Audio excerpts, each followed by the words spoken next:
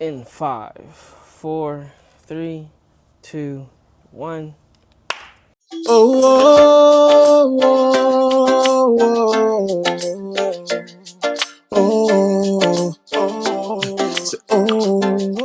What's going on, everybody? Welcome back to another episode of the Marriages Podcast.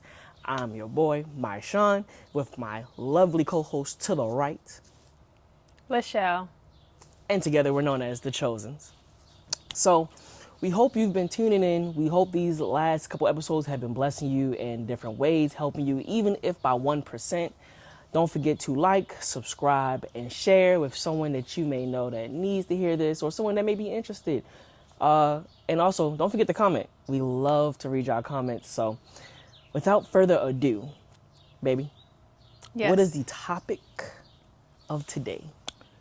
The people want to know. Uh-huh. What have you and I learned in 8 years of marriage? 7 years, going on 8. Mm-hmm. Yes. Okay. All right. So I got 4 points. You got 4 points? I got some stuff written down. Okay. All right. So I'm thinking we can go like 1 and 1. Okay. So I'll go 1. Oh, well, you go 1, then I'll go 1, and then vice versa. Okay. All right? Cool. So ladies first. Wow. Wow, you're going to put it on me like that. Okay. Easy. I wasn't expecting to go first. So something that I've learned within the time that we've been married is that we are built different. Explain. We have different capacities, Uh-huh. and especially going through like hormonal shifts and Yeah. everything, Yeah. my capacity, like I've realized that I have to be very, very intentional because I'm working within a limited amount of time that I am, my full or my best self when it comes to the changing of hormones, which affects us mentally, it affects us physically, how much rest we need to get, all of those things.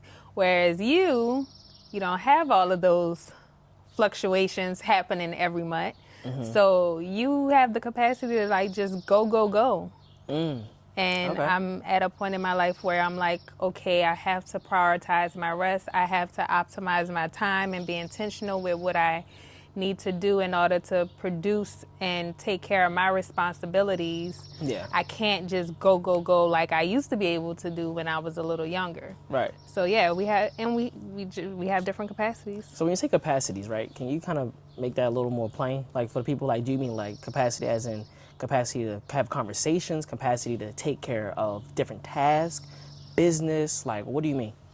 Literally the capacity to operate. Oh, so just it's in general. all encompassing. Okay, all encompassing. Yeah, it's Okay, all encompassing. okay.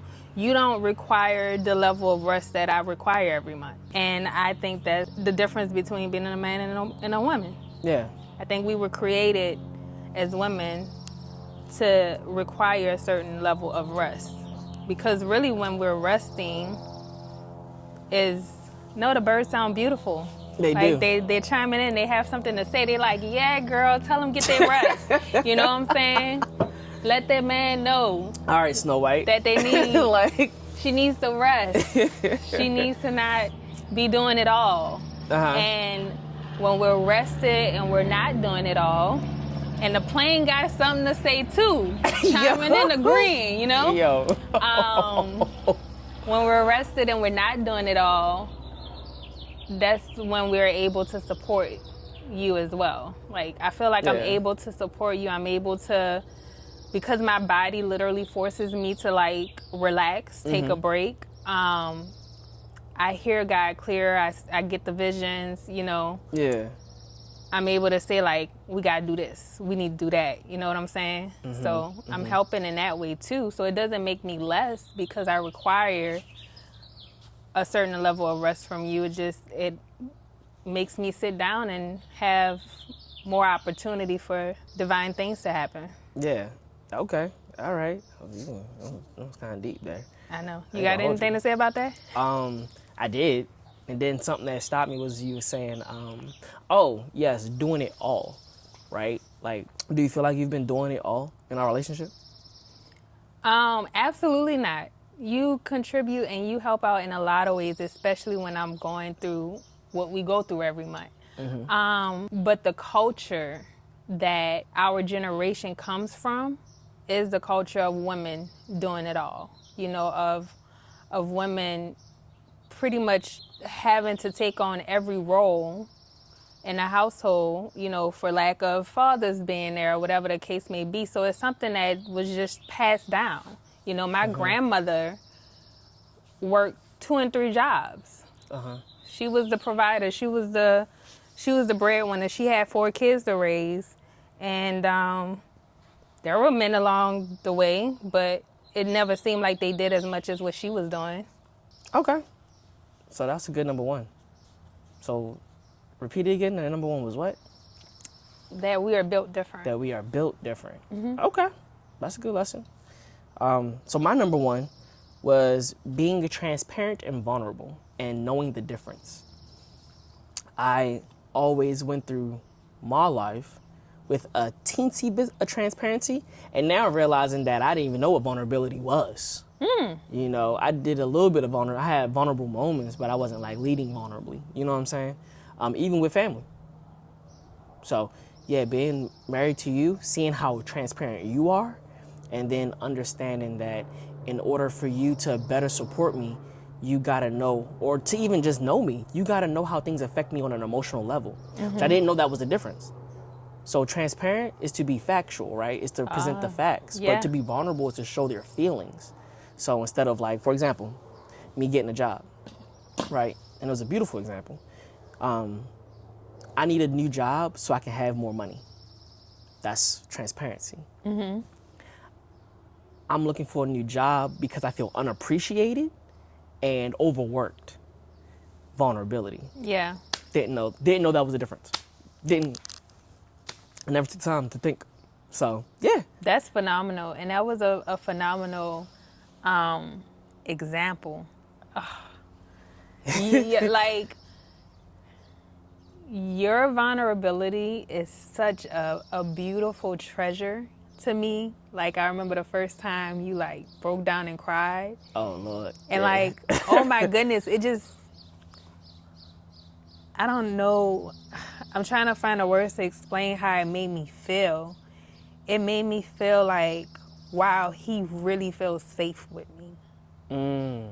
And that is so beautiful. I'm not gonna cry. Don't you do it.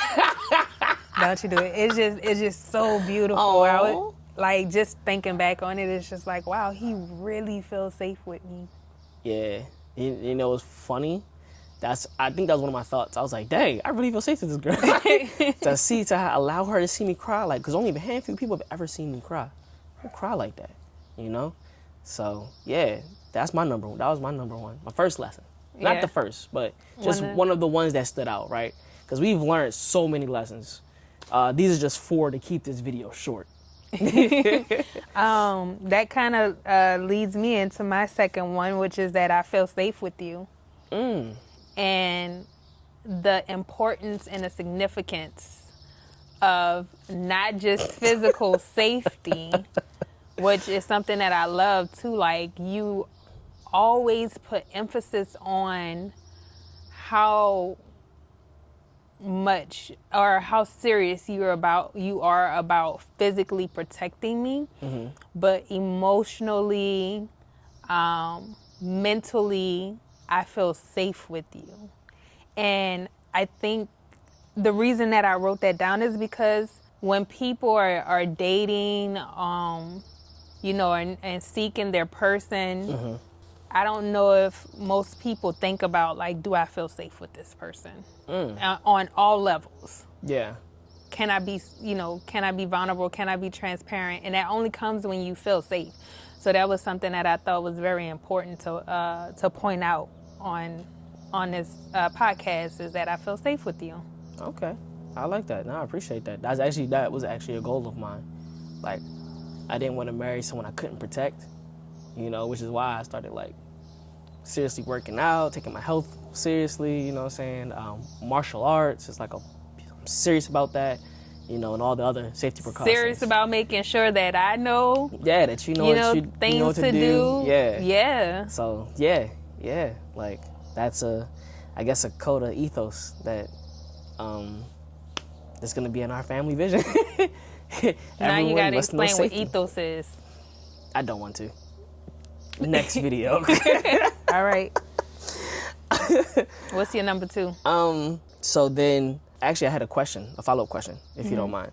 So did you feel safe before we got married? Like, did that have an influence on all levels? Did it have an influence on you saying yes? Or do you feel it's something that as long as one level that's critical to you is covered, then the rest can kind of come with time? I'm gonna say yes and no. Okay. Because when we were dating, there's a level of safety that I expected and I was looking for, Yeah. right? Like it's more like, because you don't know the intricacies, like nobody's ever sat down and had these conversations. Like, you should feel safe emotionally. You should be safe, feel like you can tell this person anything and they're not gonna judge you or whatever, right? Mm-hmm. So what I felt overall was safety. But Okay. me being the way that I am, like, I'm going to be myself, and I'm naturally a transparent and vulnerable person. Open, should I say. I'm naturally transparent and I'm naturally open. So I was going to do those things regardless. And me just being me, watching how you responded Okay. let me know what things were, but I still hadn't identified it as safety. Ah, okay, got you. So something like your subconscious knew, or your spirit knew, but you consciously. Yeah, Was I didn't know labeling that it this something is what else. safety looked like. Right. It's just like, oh, cool, like I could be myself. Oh, cool, I can tell him these things, Yeah. and he's not gonna judge me. You know what I'm saying? Or look Oh, at yeah. me. I mean, you may have looked at me crazy sometimes about some things, but not not in a way that was harmful to me. Got you. Oh no, that's perfect. Like that time you cut your hair, walked in on you cutting your hair, talking about something. Weren't we I'm gonna go just get my like- hair cut. I'm gonna go cut my hair. Oh, okay. Thinking she's gonna go to a hair salon, schedule an appointment. Nah, she takes scissors, goes and cuts her hair off to start growing it naturally. Blew my mind. Literally went to the bathroom. It was like, yep, chop. Yeah, I don't even know where we were at. We were at mom's. Yeah, we were at the parental's house. And you just went up there and started chopping. Talk about the big chop. Never experienced it until now. It's crazy. But my second one was the meaning of teamwork. Mm-hmm. And what that truly looks like. I thought I knew what teamwork looked like, but I knew what leading a team, maybe more of that looked like, right? Like, this is what we're going to do, and this is how it should be done. And then if it's not done how it should be done, then we're not going anywhere until we fix that, instead of involving compromise, involving, covering your, what may be identified as a weakness, or, you know what I'm saying, as a low for you, you know what I'm saying? That one's going to lead into my fourth one, so I'm not going to say that, but You might as well just roll. Nope, we're going to wait. Oh, okay. We're going to wait for it. But all encompassing different things, right? Even down to our finances coming together, right? That's teamwork. Like saying, hey, babe, I don't have it. Oh, my gosh. We need to do a whole episode on that, on being, oh, my gosh. Open, honest, and transparent needs to be just one episode. But, yeah, to admit I didn't have something financially as a man was rough. You just have to recognize that, God had us in different seasons at different times and was still building us up. But that was one of the character building moments. So, yeah, that was my number 2. Okay, teamwork. Yep, the meaning of teamwork. The meaning of teamwork. Yep. Okay. Kind of rolls right into my number 3, which is the intricacies of how we complement each other. Tell me more. That's funny because I wrote explain down, and I wrote these points so long ago that I don't remember the explanation that I had exactly as it was in my head. Yeah. But There's a lot of ways that, to keep it simple, you're strong where I'm weak, Yeah. and I'm weak where you're strong. Okay. Did I say that the right way? I don't know. But you get I'm what weak I'm where saying. you're strong. Oh, yeah, you're strong. Yeah, I'm where strong I'm where weak. you're weak. There we Yeah. go. Yeah. Yeah. In my head, I knew exactly what you said. So, and that understanding and seeing those intricacies is what makes us what people consider a power couple or a powerhouse, because it's like two open hands that are interwoven together. Come on, talk about it. Yeah, it's fire. I was like, That's fire. oh wow, I need that as an art piece. If anybody sees this and can draw that illustration, let us know. yes. So that's something that I learned Okay. within this time. Like, we have so many differences, but they work well together. Yeah. Like, to put it plainly, I think I'm a detail person, you're a detail person. But when it comes to, if I have a vision, you know how to put the system in place. You know the system that needs to be in place. You know how to work the system. I don't want to do all of that. Yeah. I'm as techie as I need to be Yeah. for what I do and my calling, but like, that's your calling. You know? So like, those areas where it's like that, it's like, dang, like, we really are a powerhouse when we put it together. Like, when I just come to you with something about the business and I'm like, hey babe, like, I need this for the business, which you would say all the time, let me know how I can help you with the business. The problem is I don't want to even sit down and do those things. I just want to give it to you and be like, here, Can you have it done? This is what I need. Can you do it? But yeah, so there's a lot of ways that we complement each other. Yeah. I'd have to say, if you don't mind, can I give an example as well? Yeah. Like, the flip side, like when I had a vision of creating a course, right? Well, not a vision, but when I was told to create the course, but it was like, hey, what are you gonna create? And that's what dropped into my spirit, and I was like, bet, boom, let's do it. When I was creating the course and I was executing on that, even you asking the question of how can I help you this week? Oh my gosh. Oh my, it did something to my heart every time. I felt like I did so little. I know, but it did so much for me. It did. That's just a gem right there. If your partner's working on something, that simple question of how can I help this week? Not how can I help? Because that's too overwhelming. How can I help this week? How can I help this day? Like, you broke it down day to day. It was how can I help? And it did something to my heart. It like encouraged me to keep going and just murk it every time. Like, and like you said, you felt like you did so little, but to me, it was so much. It was truly so much. Like, so thank you. You're welcome. Like, yeah. So my number 3 might be a little different. My number 3 is there's a space that only God can fill, and how important it is to still have alone time with God. Ooh. Yeah. That happened during one of the hard times of our marriage. The grieving. Challenging. We don't say hard. Yeah, challenging time. Very challenging. Very challenging. Very, very, very, very challenging. When my bio dad passed away, transitioned, however you want to view it, there was something she couldn't give me. No amount of words, no amount of hugs, no amount of intimacy. It just was like a hole that was gone. People might be like, yeah, well, duh, yeah, the person that, you know, It's gave birth to different. you is left, but it was different.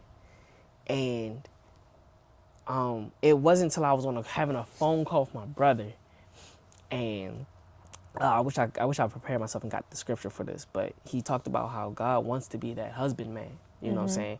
He wants to court us and to help us, you know, into certain situations. You know, being a father. You know, and if I said that backwards, do your research. Like, it's in the Bible, so do that. But maybe I'll ask him to comment on this video and explain that. But the way I took it was like, this was exactly this, that there's a space that only God can fill, and this is how I have to show you where I can fill it. And oh my goodness, in that moment, I remember seeing a vision of how the hierarchy of like the family under God is supposed to be. And I remember I explained that to you, Yes. and it was so beautiful in a moment. And ever since then, it orientated me every time to take my alone time in prayer so much more seriously. To even have space to be alone. Because at first I was focused on us coming to God together. Because I'm like, we're married, we should be coming to God together. You know, two heads are better than one. You know, two eyes on the same goal is better than, you know, different ways. You know what I'm saying? House divided. All the good things that people say. But it's that alone time where you're built up in a way that, again, complements you.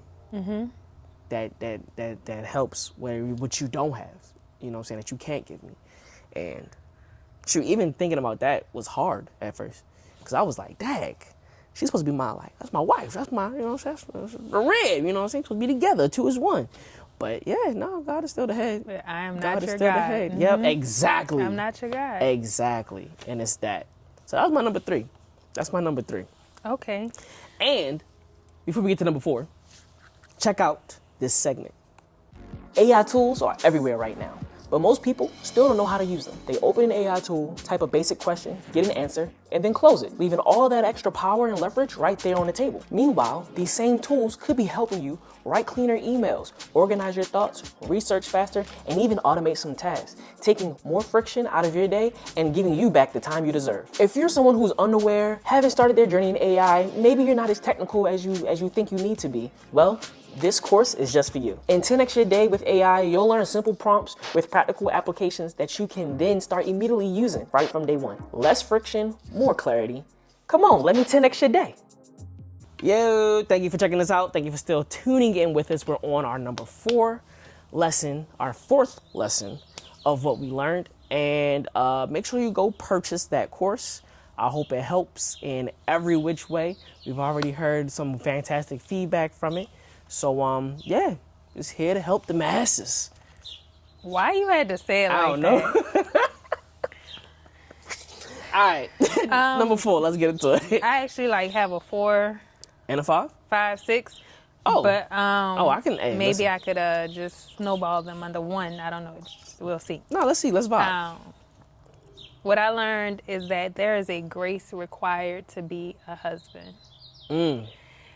I think that so much emphasis has been placed on being a wife, and finding a wife is a good thing, and that's true. But there's a grace required to be a husband, and I don't think that's talked about enough. So I thought it was important. I like that. That's beautiful. I didn't think about that, but yeah. So since you are the husband, what are the ways that you think you have been graced, or you believe you've been graced to be a husband? Because I can't really, I guess I could give my opinion, but.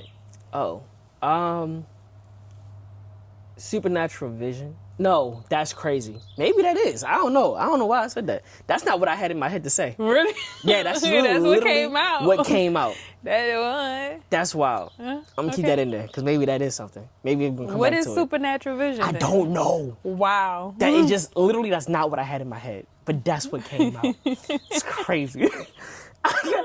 Okay, so foresight Okay. in certain situations. That's pretty much supernatural vision, I would say. Okay. A component of it, at least. Component of it. Okay, I don't know. You know what I'm saying? Patience. Oh, yeah. There's a certain level of patience that I don't even have to try to have. I just have it. Increase in forgiveness. A certain level of forgiveness. There's a little bug. But yeah, a certain level of forgiveness. That I don't have to, what was hard to forgive for other people, it's easy. It's like our mentor said, you know, when he did his vows, you know what I'm saying? You'll never have to ask for my forgiveness. You know, it's already, my forgiveness has gone ahead of you. It's like that. If you don't come back and say, I'm sorry, cool. But if you don't, then I might feel away at first, but I'd be like, it's whatever. It's not that deep. And keep pushing. Okay. You know? Those are just a few things I can name off the top of my head. Okay. But, yeah. Ooh, I got one. What's up? When you see something and somebody and you're like, nah. Oh, That's part of the protection, I think, too. probably. But yeah, like when you have that inkling of like, The discernment. yeah. Yeah. Okay. Yeah. Oh. Yeah, that's something. That's actually something I gotta sit and think on. I didn't think about it. It's just something you do. Something I've done, or I'll learn it weirdly, and then just do it. But yeah, that actually leads me into my number 4. Which is Tell us. being intentional. Yeah. Being super intentional, like being able to almost foresee your problems and mitigate as much as I can. I You love know. that about you. Like the biggest thing was, I'm gonna guess just we adults here at this point. So if you're not, you got 5 seconds. I'm just gonna look in the camera. 2, 1. All right. Was you know, I wanted more intimate moments with you. You know what I'm saying? Adult meetings, and I realized you was doing a lot more in the house that I wasn't doing. I think it's because I think I just was working Talk more, about it. and then yeah, I was like working more, whatever. You know, getting used to my engineering job, all that stuff. But I started noticing, like, okay, if I need her to have energy, if I want her to have energy to, you know, take me to the upper room, then I need to take some things off her plate. And Talk about it. that's when I started washing dishes more. I even started, I can't stand I sweeping the remember. floors, but I started sweeping the floors, mopping the floors, and I can't stand doing none of that. I am a clean person. I just don't like to mop the floors. There's a robot for that. Anyway. But yeah, like I started just doing small things, folding your clothes, being intentional now, learning how you fold. Like, oh my, You did. He learned how learning how she folds her clothes, like things like that. Just learning you as a whole. Like, yeah. So that all led into that being intentional. Yeah, that's a good one. Ooh, we dropped some gems today. Let me tell you, if you have, you know, a married cousin, sister, uncle, friend, or they desire to be married, send them this episode. Yep. Because A teacher, president, CEO. so many teachable moments here. Yeah. And we hope y'all got something from it for sure. We know y'all got something from it, so go ahead and Yeah. write it in the comments. All right, that's wild. But yeah, I want to see some comments. Let's see what happens. You got anything else you want to say? No, that's it. All right, well, let's sign off then. We're going to help millions. Oh yeah, it's been real. It's been fun. It's been real fun. Thank y'all for rocking with the Chosens. And until next time, we're out. Peace. Peace. Got to praise you. Yeah, you've been so good.